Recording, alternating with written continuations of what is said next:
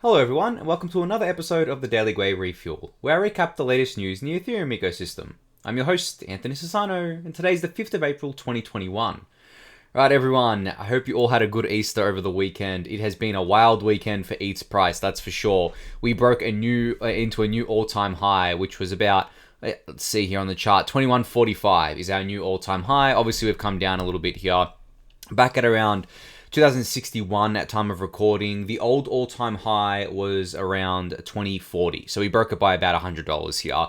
And you know, the funny thing is I was looking at the chart here, and our old all-time high was on the 20th of Feb, which is about 6 weeks ago now, right? It really didn't feel like 6 weeks. Like, thinking about it, you know, March was obviously a bit of a wild month, as you can see here, right? We basically started off at, what, $1,300, went all the way back up to about 1940, and then came back down to 1545, and then obviously continued on from there. But yeah, it hasn't felt like 6 weeks, that's for sure. It kind of felt like ETH's all-time high was like last week, and then we broke it again on the weekend. But yeah, been really cool to see that. I mean, honestly, like, as I've been saying a lot on the refuel, I don't see any reason why ETH, shouldn't be at what it's at right now. Like, all the things happening with it, we have 1559 coming, all the ETH2 work coming, the continued growth of DeFi, NFTs, all that, sort of good stuff there. And as I mentioned on kind of like Friday's refuel, I talked about how, like, the sentiment of ETH as an asset is just completely different lately to what I've seen in the past in a very positive way. So, all of that kind of compounding here, and all the other kind of updates, that keep coming out for Ethereum, all of the mainstream attention, I don't see any reason why we shouldn't kind of like stay over 2,000 at this point, which is a wild thing to say, right? Like a $2,000 ETH. It's just absolutely amazing. I mean, I know we kind of got there back in Feb, but at this point we've kind of like stayed there. When we hit all-time high here in Feb, on the 20th of Feb of 2040, by the end of Feb we were back to 1,300. So it was like a week essentially, or 8 days. We kind of fell like almost 40%, which was quite insane.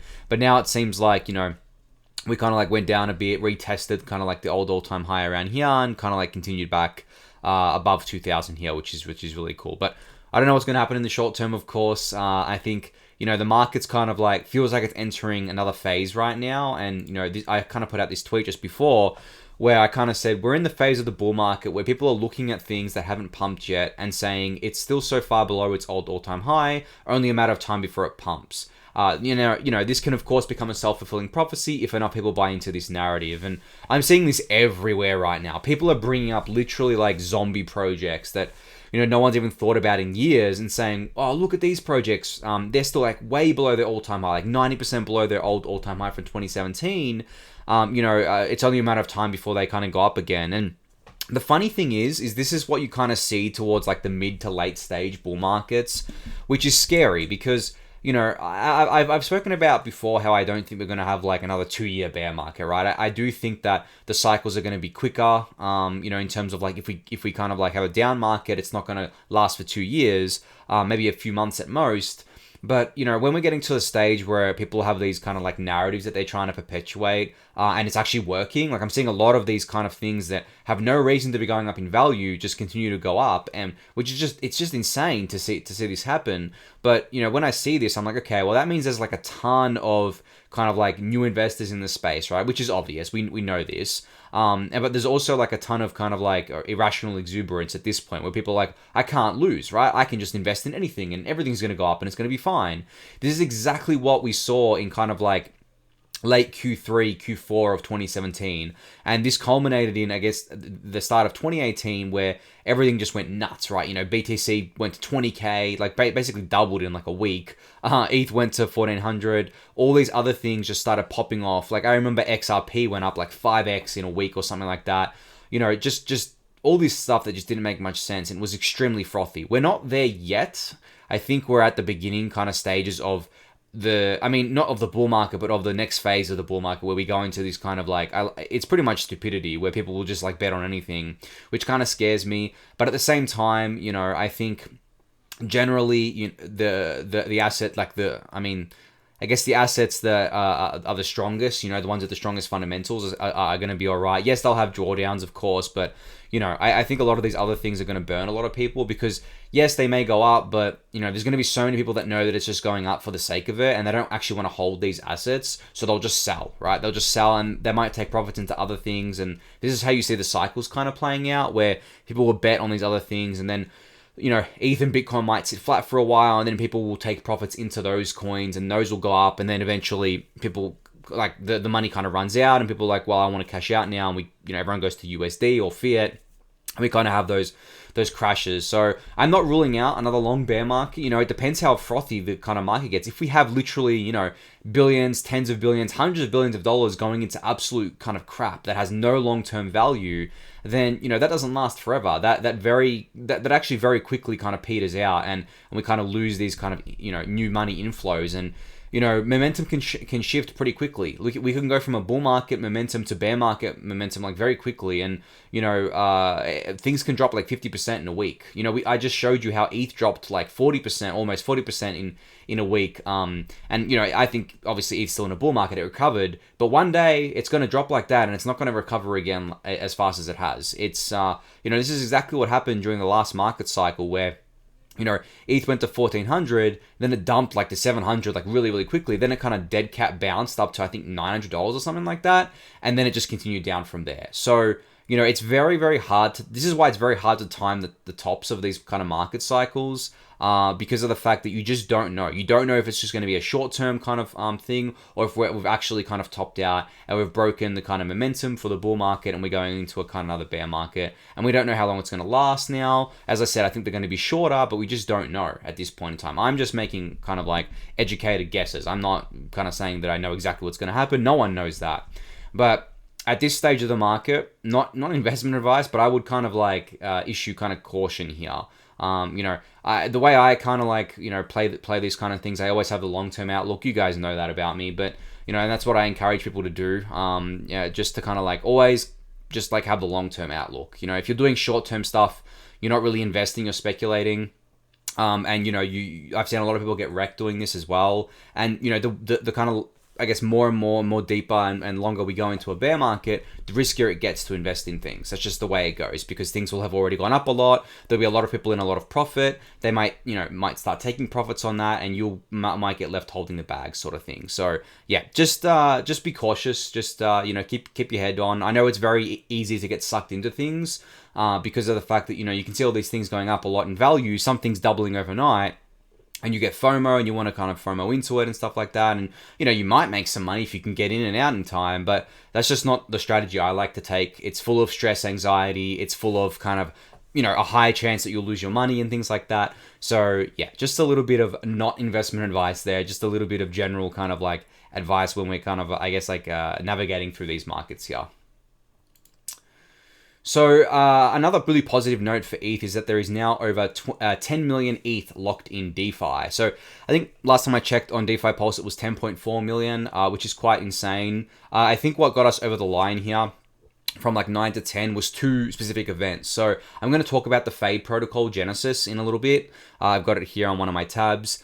Which locked up over 600,000 ETH in a Uniswap pool. So that's contributed to it. But what also contributed to it was another around 600,000 ETH or $1 billion from Justin Sun. So he put that into Compound or Aave, one of the DeFi protocols. I can't remember exactly which one. And I think he's doing yield farming with it or whatever. So that kind of contributed to it there. And I mean, it kind of hurts, right? That someone like Justin Sun, who, many in the industry, myself included, consider to be pretty much a scammer, right? I'm not afraid to say that. There's a lot of scammy stuff associated with Tron and that whole ecosystem. There's a lot of misleading marketing, all that kind of stuff there. But I guess besides that, it's just like this one, guy who doesn't really do anything for the Ethereum ecosystem, is actually parasitic because he launched a competitor and kind of like, basically said Tron was better than Ethereum for years and all this sort of stuff. The fact that he has this much ETH just kind of like rubs me the wrong way. But I'm not going to go on about that too much there. It's not something I can control, so I'm not going to worry about it. But it's funny that he's still using kind of like, it still has like $1 billion on Ethereum within DeFi doing things on Ethereum, even though he has his own network where he should be kind of supporting and doing things on. So obviously he probably doesn't have much faith in Tron, at this point, which, I mean, I don't think anyone kind of like, would have at this point. Like, I just don't see it. So yeah, funny to see that, but really positive to see, the amount of growth with ETH locked in DeFi at this stage. This is over 10 million. I think the total supply of ETH is like 115 million right now. So this is almost 10%. And this is not even including ETH2, which has 3.7 million ETH in it, right? And I've kind of spoken about this before, how there's so much ETH kind of like, spread out everywhere that's kind of locked or sitting in kind of cold storage or getting taken off, exchanges, like especially centralized exchanges, which are at like almost 2-year lows now, I think, in their kind of balances for ETH on exchanges. So that's all, kind of what's pushing the ETH price up as well, I think, is that there's just less and less ETH to buy on the market. So yeah, really, really cool to see that. I'm excited to get up to 20 million maybe one day. It's funny because I guess as time goes on and, as the ETH price goes higher, I kind of expected the ETH locked in DeFi thing to kind of, I guess, grow at a slower pace, right? Not as fast as it has in the past, but it's still growing like really, really quickly. So I'm surprised by that, because right now 10 million ETH is, a huge chunk. I mean, like, that's what, like $20 billion, something like that at this point in time. It's kind of like a huge chunk of money there. But like, it's great. It's great for all of DeFi because it means we have more economic bandwidth within the ecosystem to back a lot of the apps that we're kind of doing. So yeah, we'll see how much more ETH gets locked in DeFi over time going forward. So a quick shout out to my good friend DC Investor here. He created a new newsletter called The Catalyst, where he'll be kind of, like he says, he'll be periodically sharing his random thoughts. And he actually put out a really great first post you can see here. Not welcome to The Catalyst. That was linked from there. I already subscribed to this, but yeah, will we see a multi-chain world? Well, he basically runs through kind of like, what does the world look like in the future with Ethereum and Bitcoin and all the other chains out there. I read through it earlier today. I suggest you go read through it as well. Highly recommend subscribing as well if you haven't yet. DC Investor is one of the clearest thinkers in this space. He's been around for quite a while. He writes a lot. I mean, he used to write a lot on Reddit as well, for those of you who kind of lurked during the ETH Trader, ETH Finance days. He was very active on there. He does a lot of kind of Twitter threads as well. So if you've seen any of that and if you've been following him, you'll kind of get the gist of, I guess, what he's trying to do here. But yeah, it's great to have more kind of content as well, like coming out of the Ethereum ecosystem, because we have obviously the Daily Gwei, right? We have Bankless, we have the Defiant, we have a bunch of other kind of publications out there. But always room for more, I think. And I made a joke here. I said a Daily Gwei challenger appears, and I don't really consider it to be a challenger. I consider it to be extremely additive and really exciting that someone else is giving their perspective and writing about kind of the Ethereum ecosystem, because I have my views, I have my opinions, I have my perspective. But DC Investor brings, I guess, like a very different perspective, especially on things like NFTs. He spends a lot more time in that ecosystem than I do. He spends a lot more time, I guess, in the ecosystems where kind of like coordination problems need to be solved and governance and things like that. He's very interested in that sort of stuff, as he worked as a management consultant in government for about 15 years prior to leaving recently. So yeah, I think if you're interested in kind of like following along with his writings, you should definitely go subscribe to this. It'll of course be linked in the YouTube description for you to check out. So Justin Drake posted this, I guess, tweet just before, a screenshot of a Telegram group or a Telegram poll here, basically asking, is it possible to ship the minimum viable merge for the ETH1 to ETH2 merge in 2021? Now, what the minimum viable merge would be, it would be literally minimum viable. It would literally just be getting rid of proof of work and securing the ETH1 chain as we know today with proof of stake. That's it. There would be no transfers from the ETH2 beacon chain and kind of like all the validators in there to, I guess, the ETH1 chain. There will be no withdrawals to the ETH1 chain.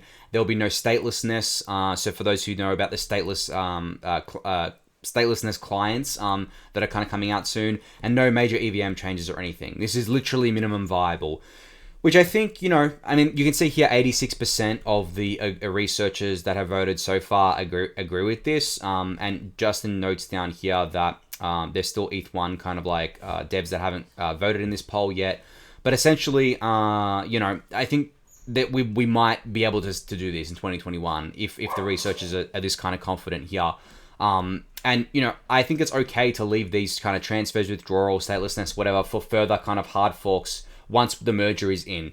Because at this point, we just need to get rid of proof of work. It's as simple as that. We need to get rid of, miners. We need to be full proof of stake network, and we need to kind of simplify things where it's just one Ethereum again, where you have the consensus layer, which is the beacon chain, and the application layer, which is ETH1. And then, next year we can kind of add all of these features in, like the transfers, the withdrawals, from the ETH2 to ETH1 chain, sharding, statelessness, all that kind of good stuff that we've been building towards. So yeah, I'm fully on board with this. If we can get it by end of year 2021, that'll be a huge, I think, boost of confidence. And then all the researchers and developers can just focus on getting these critical features like sharding out and statelessness out next year. So yeah, interested to kind of see how this goes. Obviously, 1559 is still slated for the London hard fork, which is happening hopefully in July, if not August. August is the absolute latest it can happen in because of the difficulty bomb. So yeah, this would happen obviously after that as part of the Shanghai upgrade. So yeah, we'll see what happens there. I don't know. I'm still kind of like on the fence about this happening in 2021. I wouldn't mind if it happened in Q1 2022. I don't think that would be a big deal. But if we can get it done this year, all the more better, I think. So StarkWare announced over the weekend that they have come up with a new, I guess, design for a new L2 powered AMM called Caspian. So essentially, it's the TLDR here, and it gets a bit complex if you read through the post, but it's simple enough to understand. What ends up happening is that the liquidity for this AMM lives on layer 1, but the orders and like exchange and everything happens on layer 2. So this is done using StarkWare's, ZK rollup technology at layer 2. They've got like a few different kind of designs that they've come up with here to basically do this with operators using StarkWare's technology. There's all these diagrams here that you can go through. I'm not going to explain, how it works. I'm not going to read through the whole thing. You can go check it out for yourself here.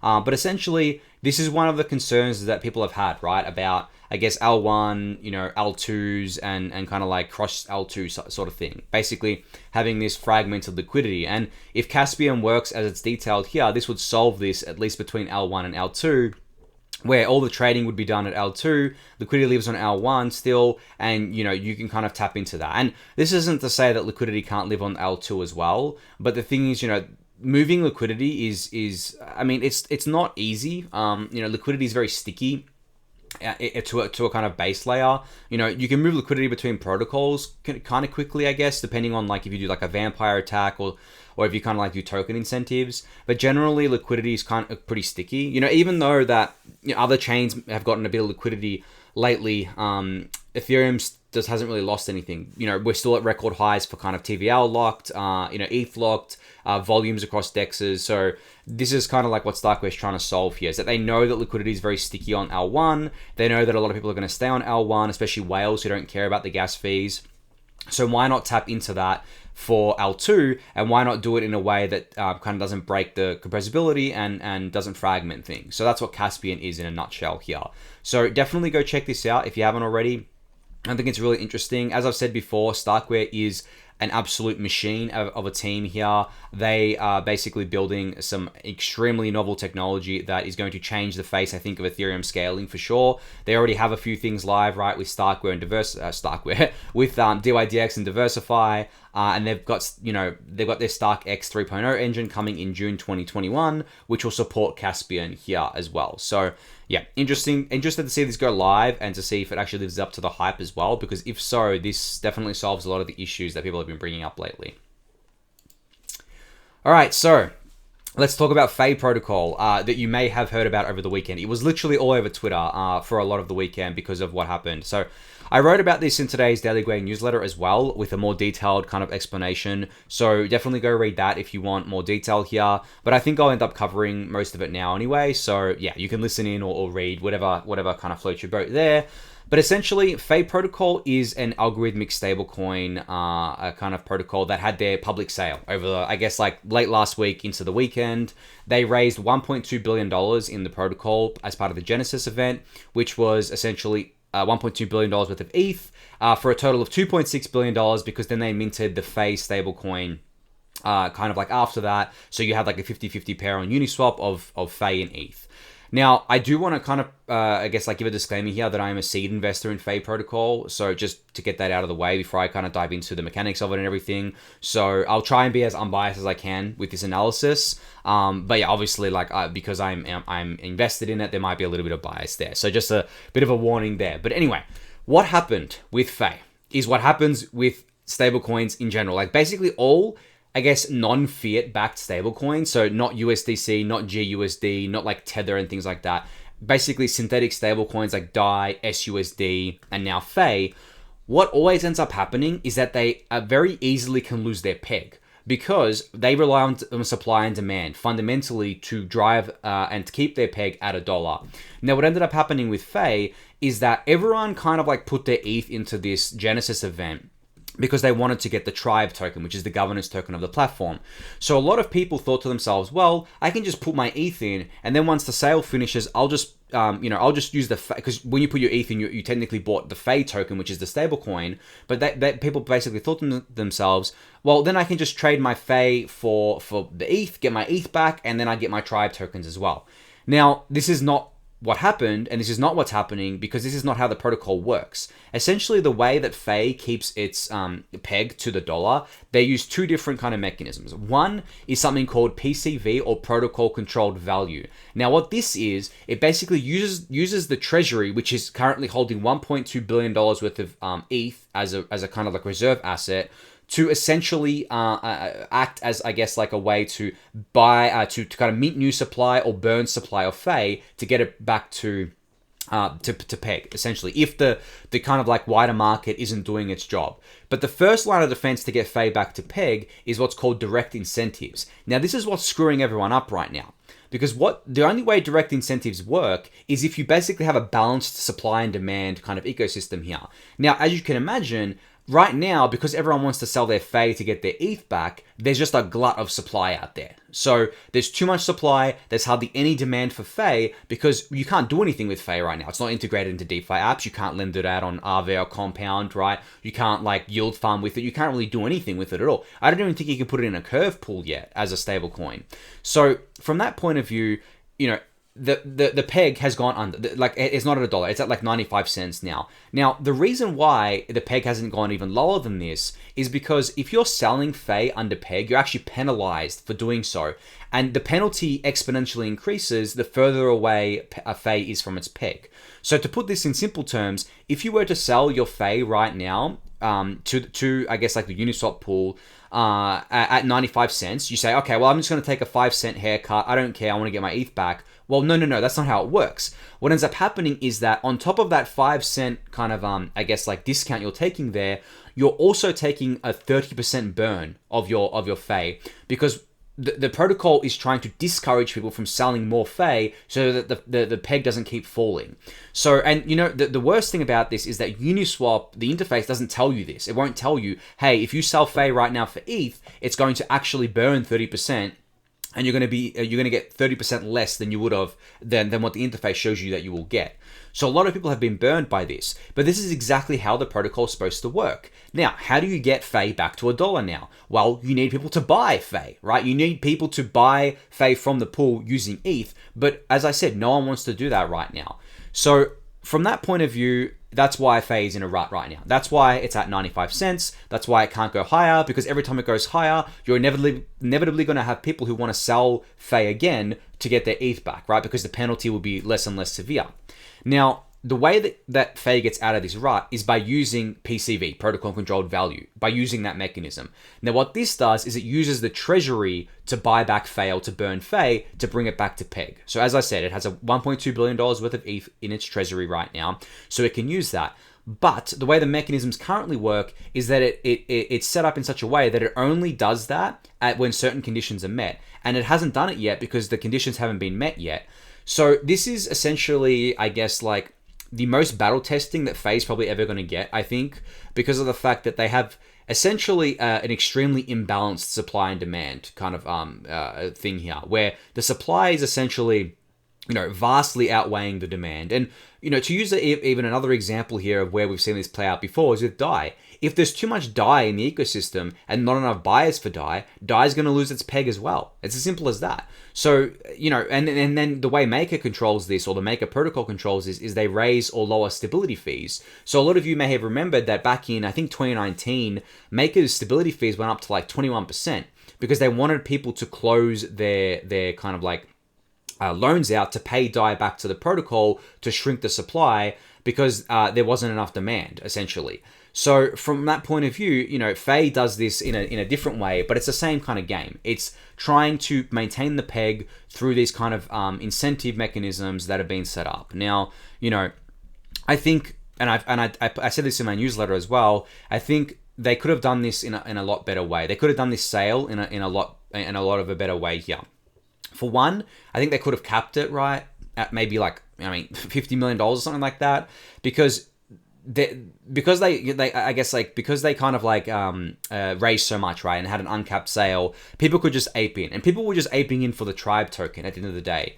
So, I think the team explained it quite well. They had a post about this, but people don't read, right? People FOMO into things. And, I think people, as I said, had the wrong idea that they could just put their ETH in and get their ETH out after it. And as John in his thread here explains, is that that's exactly what didn't happen. And what ended up happening was that a few whales kind of, I guess, took advantage of people here because they had an exit plan. Because the first people to kind of exit out were fine because they were the ones that were selling it around, I think it was $1.01, I think. Yeah.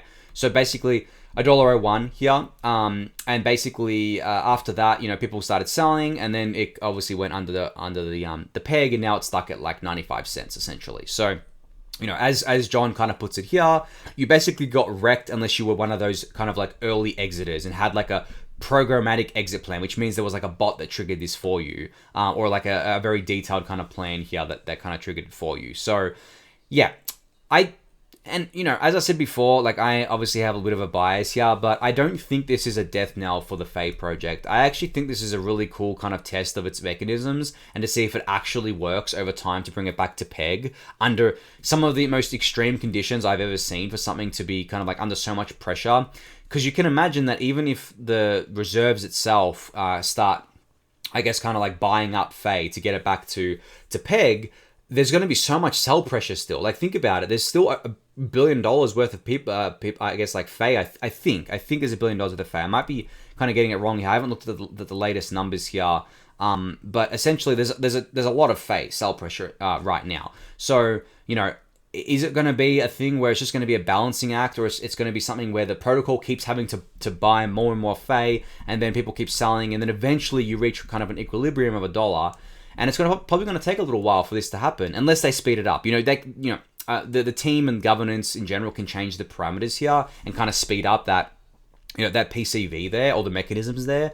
And I think that's what they're going to do. But at the end of the day, this is just like, as simple as I can put it, it's a supply and demand thing. So, I highly suggest reading this thread because it does a really great job of breaking it down as well. I may have missed some things, or I may still be confusing you with it, because this is something that a lot of you, if you haven't kind of looked into before, can be confusing, and I don't blame you for being confused. But really, at the core of it, and at the core of every single non-fiat backed stablecoin, is supply and demand, and that's it. That's how they keep their peg at the end of the day. So I think the fastest way Fei can kind of like get back to peg naturally is just start doing integrations. Get Fei integrated everywhere. But the problem is right now is that, a lot of the DeFi apps out there, especially the bigger ones, they don't want to add Fei because it's untested, right? It has already shown that it can remain under peg for extended periods of time. So it's kind of like a rock and a hard place where it's basically relying on the PCV to get it back to peg, with some direct incentives thrown in there for good measure as well. So maybe we won't see too many DeFi integrations for the short term, but I think if Fei can get back to peg, it'll be more attractive for people to kind of add this, or at least for DeFi apps to kind of add this to their apps here. So yeah, I'm going to keep a lookout for that and see how that goes.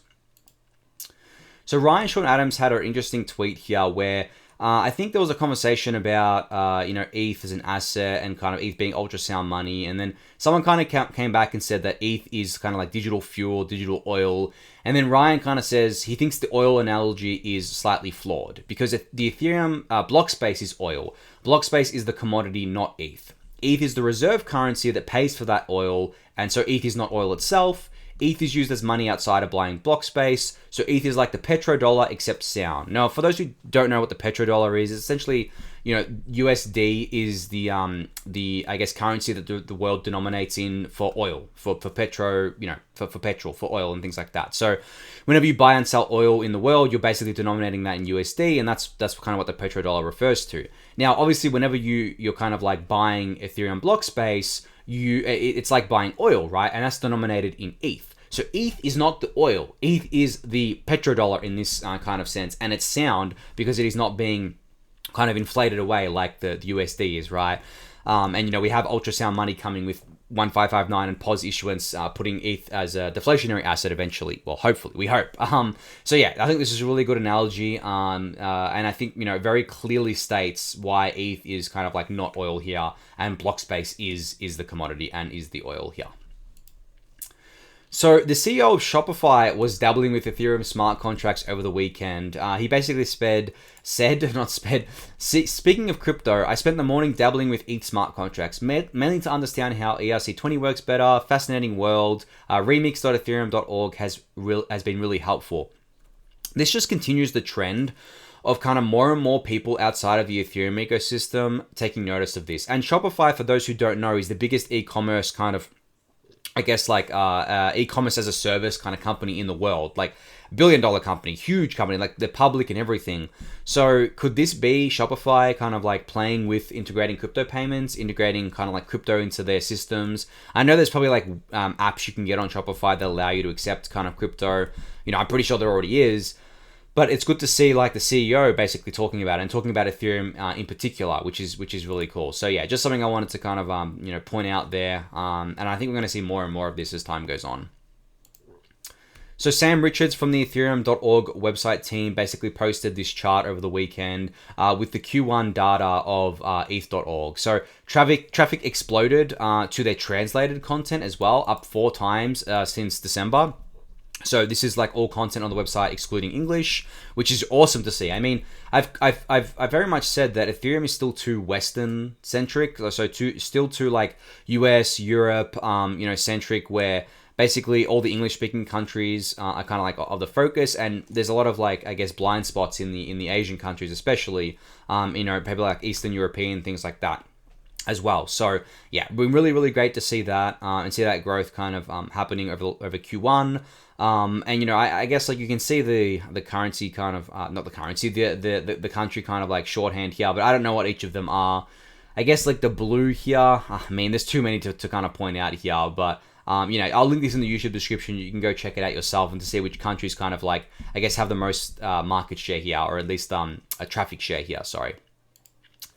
So Danny Ryan posted the latest edition of Finalised, which basically goes over Ethereum's consensus layer. So essentially we have Rayonism going, I guess like a project that's being worked on during the upcoming Ethereum scaling hackathon that'll basically work on the ETH1 to ETH2 merge and with doing sharding on top of it as well. I've spoken about that before on I think last week's Refuel. An update on the BLST security advisory here, and an update on the Beacon Chain security and testing request for product here. So yeah, if that interests you, definitely go check out that post from Danny. Next up, we have here that the DeFi Pulse Index completed its March rebalance and added 2 new tokens, Farm and Cream, have been added, and also all assets are capped at 25% allocation now. Now, I think, before this was actually put in place, Uniswap accounted for like 33% of the index. Now, obviously, we don't want like an unlimited kind of cap here. We want to kind of put on a cap so that specific assets don't become too big in the kind of like the index, because then they, I guess, lead to perverse kind of like, I guess, growth and retraction here. So I think the 25% cap makes a lot of sense. But yeah, I guess congrats to Harvest Finance and Cream Finance for getting their tokens included in the DeFi Pulse Index. I think that it's a prestigious thing, honestly. I think, obviously not every token is going to be in the DPI straight away. There's a 6-month kind of waiting period. for tokens. So kind of getting to the point where you're accepted is a pretty good goal, I think. So last up here, we have David Mihal. He has these websites that he builds that basically tracks various things in the ecosystem. His most popular one is cryptofees.info. You may have gone to it. So he created a new one over the weekend called openorgs.info, which basically tracks the treasuries of different DeFi apps here. Now, I actually may have covered this last week. I think maybe on Friday's refuel I covered this already, so maybe I forgot about this. Too much happening in this ecosystem, but essentially here it tracks the different treasuries in DeFi. Obviously, you can see Uniswap has the biggest one, Compound, Aave, and then Alchemix, which is really funny because Alchemix is a very new DeFi protocol. I think like 3 months old at this point, not even, maybe even 2 months. So the fact that they've already got a $780 million treasury is a pretty big deal. Tornado Cash, Badger, and then a bunch of kind of smaller ones here, which is really, really cool to see. So yeah, great website here. And now that I think about it, I'm pretty sure I did cover it on Friday, but oh well, for those who didn't see it, then you're kind of seeing it today. And that's it for today because I've gone way over time here. So thank you again, everyone, for listening and watching. Be sure to subscribe to the channel if you haven't yet. Give the video a thumbs up, subscribe to the newsletter, join the Discord channel, and I'll catch you all tomorrow. Thanks, everyone.